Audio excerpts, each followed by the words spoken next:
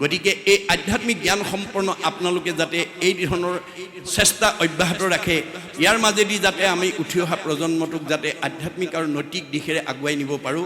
আমাৰ আজি দেখিছে আপোনালোকে বাস্তৱ জগতখনত শৈক্ষিক দিশত মানুহ আগবাঢ়ি গৈছে, অৰ্থনৈতিক দিশত আগবাঢ়ি গৈছে, পকা ঘৰ বেছি হৈছে, দামী গাড়ীত মানুহ ঘূৰিছে, দামী পোছাক পিন্ধিছে, দামী আহাৰ খাইছে, ভাল পৰিৱেশত আছে। শংকৰদেৱে কৈছে যে দামী পোছাক পিন্ধিলে, দামী আহাৰ খালেই, দামী গাড়ীত উঠিলে, পকা ঘৰ বেছি হ'লে, গাড়ী মটৰত ঘূৰিলে এটা জাতি, এটা পৰিয়াল, এখন সমাজ, এখন দেশ আগবাঢ়িছে বুলি ক'ব নোৱাৰি, যেতিয়ালৈকে তাৰ লগত আমি আধ্যাত্মিক আৰু নৈতিক বিষয়টো যোগ কৰি দিব নোৱাৰিম। গতিকে এই পাৰ্থিৱবিলাকে আমাক উদ্ধাৰ কৰিব নোৱাৰিব, যেতিয়ালৈকে আমি আধ্যাত্মিক মানে আদৰ্শৰে আমি আগুৱাই, আত্মা সম্পৰ্কীয় জ্ঞানেৰে সৈতে আমি যেতিয়ালৈকে ল'ৰা ছোৱালীক আগুৱাই নিব নোৱাৰিম।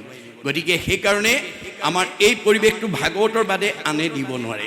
ভাগৱতৰ সকলো নীতি আদৰ্শ, ইয়াত 8 প্ৰকাৰ সদাচাৰৰ কথা উল্লেখ আছে প্ৰধানকৈ, দেই মনত ৰাখিব। কায়ৰ সদাচাৰ, বাক্যৰ সদাচাৰ, মনৰ সদাচাৰ, গমন সদাচাৰ, শৌচ সদাচাৰ, অন্ন সদাচাৰ, স্নান সদাচাৰ, শয়ন সদাচাৰ। এই 8 প্ৰকাৰ সদাচাৰ যদি আপুনি শিকাৰ লগতে পৰিয়ালক, সমাজৰ লোকসকলক যদি শিকাই ল'ব পাৰে, এইখন গাঁৱৰ মানুহ কেতিয়াও ৰোগগ্ৰস্ত হ'ব নালাগে, কেতিয়াও 100 বছৰৰ আগত বিদায় ল'ব নালাগে। গতিকে আমাৰ সকলো জীৱনৰ আয়ুস বৃদ্ধিৰ পথ আমাক ইয়াত দি থৈছে, মন শান্তিত থকা পথ আমাক ইয়াত দি থৈছে। গতিকে আমি এই শাস্ত্ৰৰ আধাৰত আমি এই কথাবিলাক বুজাই দিব লাগিব আৰু নিজেও বুজিব লাগিব। সেইকাৰণে তেওঁ ক'লে যে জানিলো সন্তৰ সংগে তোমাত ভকতি কৰি এৰাই তেবে সংকাৰ পথ। আজিৰ দৰে ভক্তি কৰিব লাগিব। এনে উদ্ধৱে কৈছে জ্ঞান সন্যাসৰ দ্বাৰা নাপাম নেকি? ভগৱন্তই কৈছে নাপাই বাহা মোক লাগ জ্ঞানে বা সন্যাসে, নাপাই বাহা মোক লাগ একাদশী উপবাসে। এইবিলাক আদৰ্শৰ দ্বাৰা, এইবিলাক কৰ্ম আঁচনিৰ দ্বাৰা মোক লাভ কৰিব নোৱাৰিবা। আজি ভগৱন্তৰ শ্ৰীমুখৰ এই বাণীটো নজনাৰ কাৰণে আমাৰ সমাজত আজি বহুত উঠি অহা প্ৰজন্মই ব্ৰত আচৰণ কৰিছে। কোনোবাই শনিবৰীয়া, মঙলবৰীয়া, বৃহস্পতিবৰীয়া, আউসী, একাদশী, পূৰ্ণিমা, সংক্ৰান্তি ইত্যাদি ইত্যাদি কোনোবাই ব্ৰত আচৰণ কৰিছে। আমি সমালোচনা নকৰোঁ, সমালোচনা কৰিবলৈ গুৰুজনে মানা কৰিছে, কিন্তু আলোচনাৰ মাজেদি শুদ্ধ পথটো দিয়াৰ কাৰণে আহ্বান জনাইছে। সমালোচনাই মানুহৰ অন্তৰত আঘাত দিয়ে, আলোচনাই আমাক সংশোধন কৰে। গতিকে আমি নিজৰ মতেৰে কেতিয়াও সমাজত প্ৰতিষ্ঠা হ'বলৈ যাব নালাগে, কাৰণ মোৰ মতটো আপোনালোকৰ কাৰণে গ্ৰহণযোগ্য নহ'বও পাৰে, আপোনালোকৰ মতটো মোৰ কাৰণে গ্ৰহণযোগ্য নহ'বও পাৰে, কিন্তু ভাগৱতৰ যিটো মত, বেদৰ যিটো মত, মহাপুৰুষৰ যিটো মত, সেইটো সাৰ্বজনীন সনাতন, ইয়াক কোনেও নৎসাত কৰিব নোৱাৰে। গতিকে আপুনি বেদৰ মতেৰে আপুনি সমাজ সংস্কাৰ পথত আগুৱাই যাব লাগিব। গতিকে নিজৰ মতেৰে যাতে আমি কৰিব লগা নহয়, তাৰ কাৰণে আমি গুৰুত্ব দিব লাগিব। গতিকে এতিয়া ভগৱন্তই কৈছে তুমি ব্ৰত আচৰণ কৰি মোক কেতিয়াও লাভ কৰিব নোৱাৰিবা। আজি সেইটো কথা নজনাৰ কাৰণে আমি ব্ৰত কৰি আছোঁ। যাজ্ঞবল্ক্যই কৈছে নালাগে, তুমি ভাত লঘোণ কৰি শৰীৰত কষ্ট দি ব্ৰত আচৰণ কৰি ঈশ্বৰক ভজিব নালাগে, তাতকৈ তুমি 11টা সৎ গুণ বিশিষ্ট হোৱা, তেতিয়া কোনো ব্ৰত নকৰাকৈ, কোনো ভাত লঘোণ নকৰাকৈ তুমি মুক্তি লাভ কৰিব পাৰিবা, ভক্তি সাধন হ'ব। 11টা সৎগুণ বিশিষ্ট হ'বলৈ কৈছে। কি কি 11টা সৎগুণ বিশিষ্ট? অহিংসা, সত্যম, অস্তেয়, ব্ৰহ্মচৰ্য, অসহংগ্ৰহ, শৰীৰ শ্ৰম, আস্বাদ, সৰ্বভয় বৰ্জনম, সৰ্বধৰ্ম সমানত্তম, স্বদেশী, স্পৰ্শ ভাৱনা, হি একাদশ বিনৰ্ম ব্ৰত। এই 11টা সৎগুণ মনত ৰাখিব দেই। এই 11টা সৎগুণ যদি আমি আয়ত্ব কৰোঁ, আমি কোনো ব্ৰত আচৰণ নকৰাকৈ মুক্তি পাম। অহিংসা, কাকো হিংসা কৰিব নালাগে। কাক কৰিব? চবতে ভগৱান আছে। যত দেখা ভূত প্ৰাণী সবাহাকে বিষ্ণু মানি, হিংসা এৰি কৰা উপকাৰ। কোনো শাহুৱেকে নাভাবিব মই বোৱাৰী মনত আঘাত পোৱাকে কৈ মই শান্তি পাম, কোনো বোৱাৰীয়েও নাভাবিব মই শাহুক মনত দুখ পোৱাকে কথা কৈ মই শান্তি পাম। ভগৱানে কৈছে কাক কৈছা? চবতে দেখোন ময়ে আছোঁ, শাহুৰৰ দেহতো ময়ে আছোঁ, বোৱাৰীৰ দেহতো ময়ে আছোঁ। মোকে দুখ দিবা, মোকে আঘাত দিবা, মোকে অন্যায় কৰিবা, আকৌ তোমাক মই ভালে ৰাখিব লাগে, নহ'ব। ভাগৱত শুনি এই স্বভাৱবিলাক এৰিবা। আজি ভাগৱত নুশুনাৰ কাৰণে, নজনাৰ কাৰণে বহুত শাহুৱেকে কেতিয়াবা লগৰজনীক কয়, বুজিছা আজি মই বোৱাৰী একদম ঠিকছে দি দিছোঁ, হাড়লৈকে ভেজাই দিছোঁ, কেতিয়াবা বোৱাৰীয়েও তেনেকৈ কাৰোবাৰ শাহুৱেকক বেয়াকৈ কৈ পেলাই লগৰজনীক কয়, বুজিছা মই আজি শাহু একদম ঠিকছে দি দিছোঁ, হাড়লৈকে ভেজাই দিছোঁ। ভগৱানে কৈছে কাক কৈছা? শাহুৰৰ দেহতো ময়ে আছোঁ, বোৱাৰীৰ দেহতো ময়ে আছোঁ। মোকে দুখ দিবা, মোকে আঘাত দিবা, মোকে অন্যায় কৰিবা, আকৌ মই তোমাক ভালে ৰাখিব লাগে, নহ'ব। ভাগৱত শুনি এই স্বভাৱ এৰিবা, নহ'লে তুমি এই বেয়া ফলৰ পৰা কেতিয়াও মুক্ত হ'ব নোৱাৰিবা। ন ভুক্তং ক্ষতি কৰ্ম কল্প কৌটি শ্ৰদে অপি অৱশ্যমেব ভুক্তৈবম কিতাহ কৰ্ম শুভাচন। এই ক্ষেত্ৰৰে মোৰে সীমা একেটাই। মই কুঁহিয়াৰ ৰুইছোঁ, এখেতে তিতা কেৰেলা ৰুইছে। মই কুঁহিয়াৰ ৰস খোৱা দেখি যদি এখেতে ভগৱানক কয় প্ৰভু মোকো কুঁহিয়াৰ ৰস এগিলাচ খুৱাওক, পাৰিব নেকি? নোৱাৰে। তেখেতে ৰুওঁতে তিতা কেৰেলা ৰুইছে, তিতাই খাব লাগিব। আপুনি জীয়াই থাকোঁতে আনক দুখ কষ্ট দিছে, আপুনি ভগৱানৰ কেতিয়াও সুখ পাব নোৱাৰিব। গতিকে এই বেয়া এৰি ভাল ল'বৰ কাৰণে ভাগৱত শুনিবলৈ আহিব লাগিব। ভাগৱত নুশুনিলে আমাৰ তিনিটাত হ'ব। এতিয়া উদ্ধৱে কৈছে যে মই এতিয়া তোমাৰ কথাৰ পৰা বুজি পালোঁ, জানিলোঁ সন্তৰ সংগে তোমাক ভকতি কৰি এৰাই তেবে সংসাৰৰ তাপ। আমি ইয়াত বহি থকা আজি সকলো ভগৱানৰ তিনিটা তাপত কম বেছি পৰিমাণে ভুক্তভোগী হৈ আছে।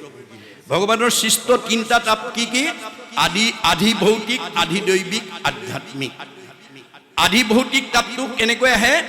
বেদত কৈছে মৃগ পক্ষী মনুষ্য দৈ সৰিসৃপ দৈস ৰাক্ষসে নিৰ্ণং জন্যতে আধি ভৌতিক।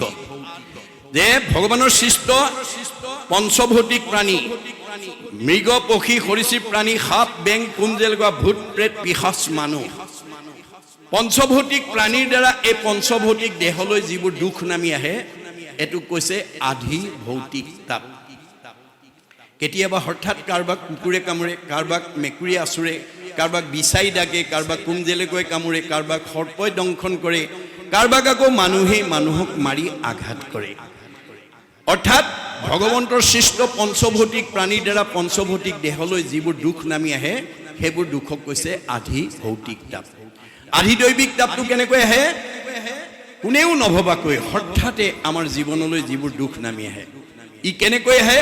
বেদত কৈছে শীত উষ্ণ বাত বিশ্ৰাম্ব বিদ্ৰুতাদি সমুদ্ৰম তাপ দ্বিজবৰণ্যং জন্যতে আদি দৈবিক।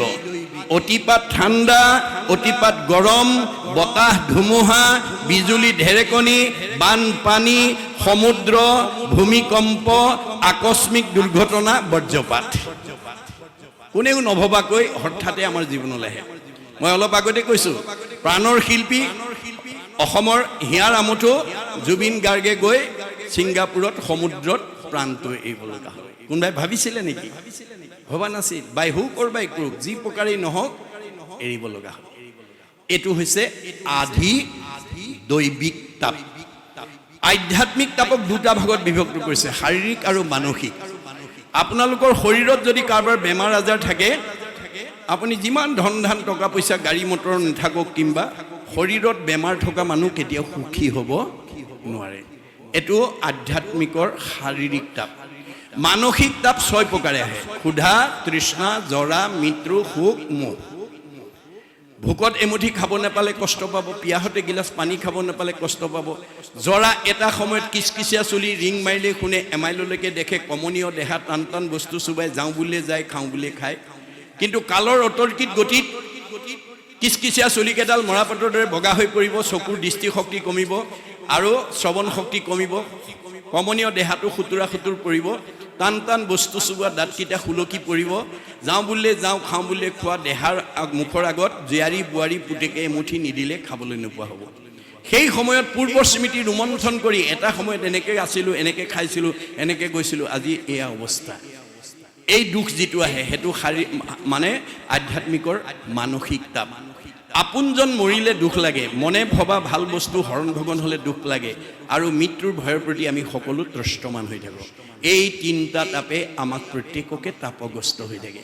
কিন্তু উদ্ধৱে কৈছে যে সাধুৰ সংগত যদি তোমাক ভকতি কৰে এই তিনিটা তাপে স্পৰ্শ কৰিব নোৱাৰে। মনত ৰাখিব দেই, মূৰ শুনিৰ মল কথা কহন্ত শুনন্ত। আপুনি ভগৱন্তৰ কথা ৰাতিপুৱা শুই উঠাৰ পৰা গধূলা খোৱালৈকে যদি জানে ক'ব, ল'ৰা ছোৱালীক ক'ব, জীয়াৰী বোৱাৰীক ক'বা, ওচৰ চুবুৰীয়াক ক'ব, বন্ধু বান্ধৱ ক'ব, আলহী অতিথিক ক'ব। আৰু যদি নাজানে আনে কোৱাটো কাণ পাতি শুনিব। শ্ৰোতা নহ'লে মা তুমি কোনোদিন বক্তা হ'ব নোৱাৰিবা। আনৰ ভাল কথা শুনাৰ যাৰ ধৈৰ্য নাই, আনক ভাল কথা কোৱাৰ যোগ্যতা তেওঁ অৰ্জন কৰিব নোৱাৰিব। মুঠ বিনে চিত্ত আন দেৱত নেদন্ত, মুঠ বিনে আন দেৱতাত মনোযোগ নিদিবা, কিয় ব্ৰহ্মা আদি কৰি জীৱ যত ৰাম ৰাম ৰাম ৰাম ৰাম মায়া সজ্জা মাজে আশ্ৰয় ঘুমতি যায়। আপুনি মইনো কোন? সৃষ্টিকৰ্তা ব্ৰহ্মা, সংহাৰকৰ্তা শিৱ, পালনকৰ্তা বিষ্ণুকে প্ৰমুখ্য কৰি ৩৩ কোটি দেৱতা ভগৱানৰ মায়াত বন্দী হৈ আছে। তেওঁলোক নিজেই আন্ধাৰত আছে। আন্ধাৰত থকা দেৱতাৰ আশ্ৰয় ল'লে কোনোবাই পোহৰ পাব জানো? আন্ধাৰত বহি থকা মানুহ এজনৰ কাষত কোনোবা বহিলে পোহৰ পাব জানো? নাপায়। ক'ত বহিব লাগিব? অৰ্জুনক কৈছে যে মাং প্ৰপদন্তে মায়া মেতম তৰন্তিতে, মই পোহৰ, মই শ্বাসত, মই সনাতন, মই ব্ৰহ্ম। মোৰ কাষলৈকে যেতিয়ালৈকে নাহিবা তুমি মোৰ ৩টা তাপৰ পৰা নিজক মুক্ত কৰিব নোৱাৰিবা। এই তথ্যটো এতিয়া উদ্ধৱে বুজি পাই ভগৱন্তৰ ওচৰত নিবেদন কৰিছে। আৰু কি বুলি কৈছে?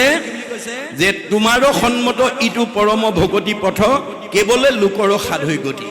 যে তুমি ক'লা ভক্তিৰ জৰিয়তেহে জীৱই উদ্ধাৰ হ'ব পাৰিব, এইটো তোমাৰ মত।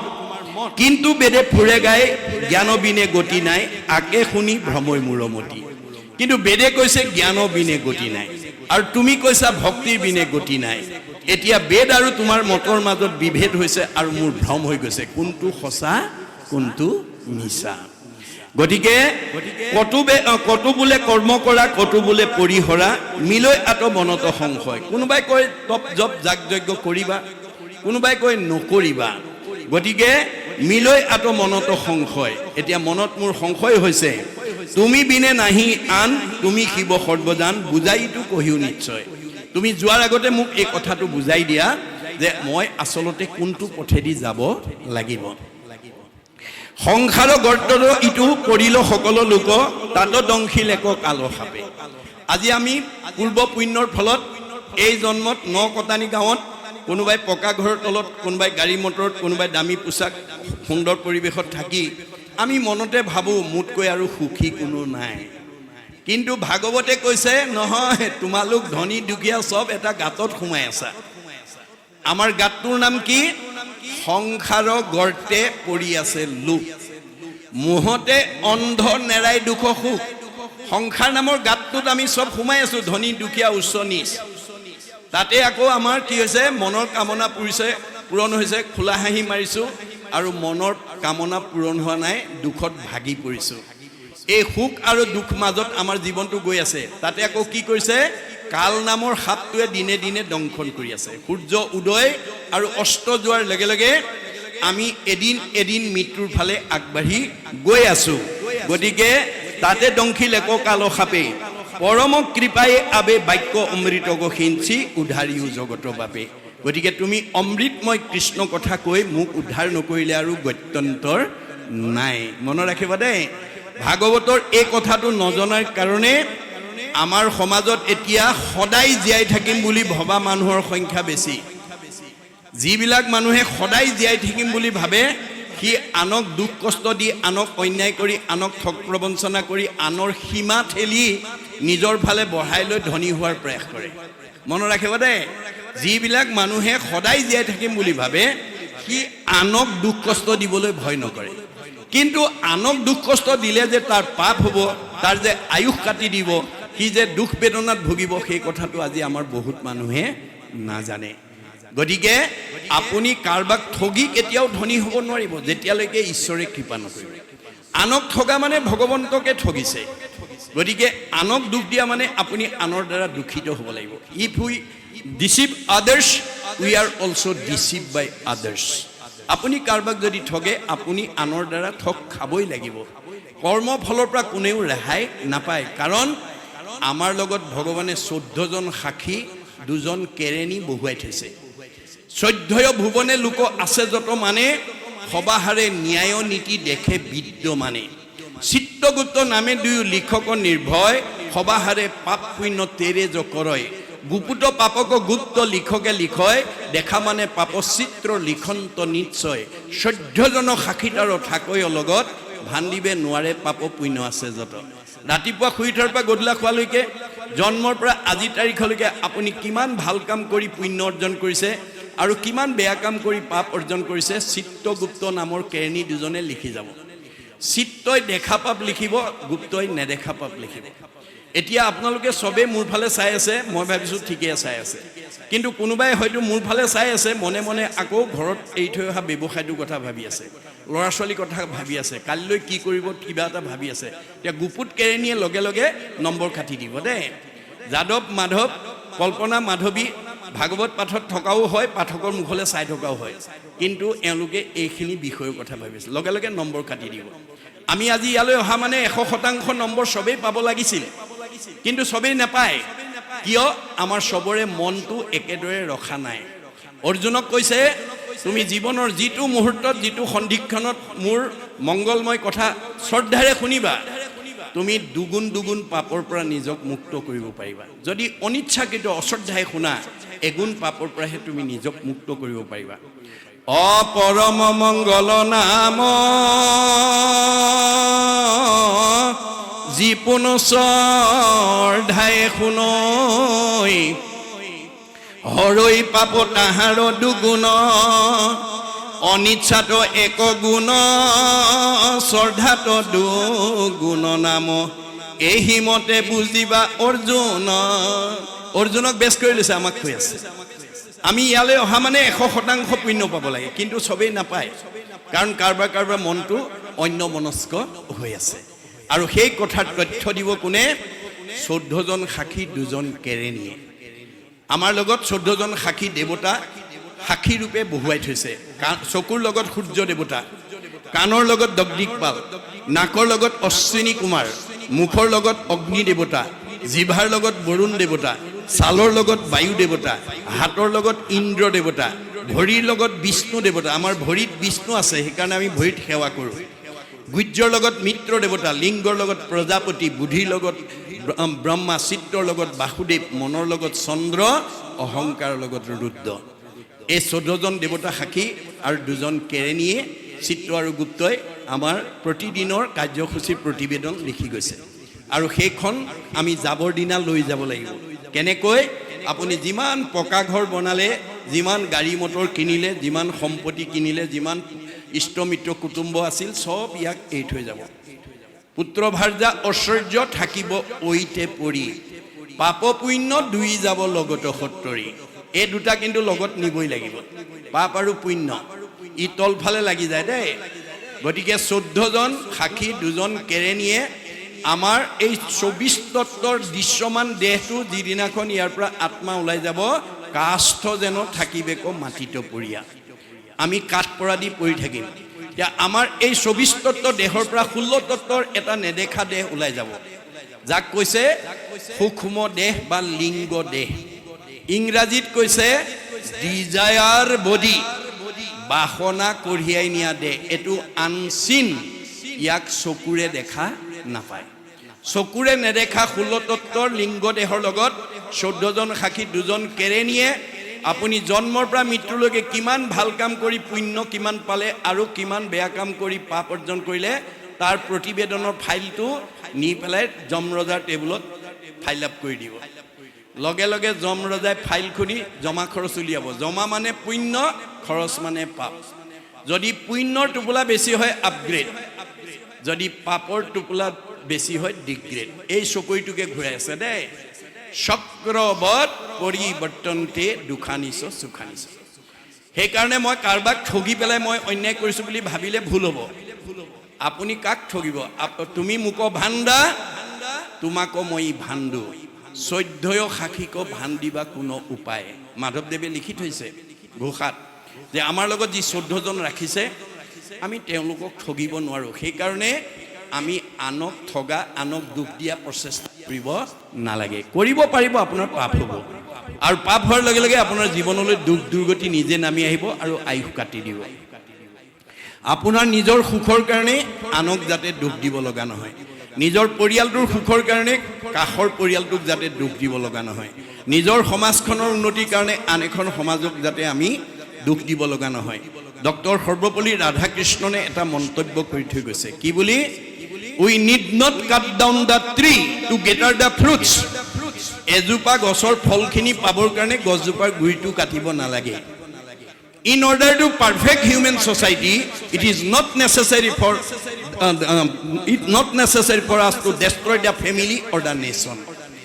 আমাৰ নিজৰ মংগলৰ কাৰণে আনক যাতে কেতিয়াও দুখ দিব লগা নহয়। দুখ দিব পাৰিব আপোনাৰ পাপ হ'ব আৰু আপুনি ফল ভোগ কৰিব লাগিব। সেইকাৰণে ভাগৱতে আমাক দুটা বস্তু দেখাই দিছে, এটা বাওঁ এটা সোঁ, এটা দিন এটা ৰাতি, এটা পোহৰ এটা আন্ধাৰ, এটা আগম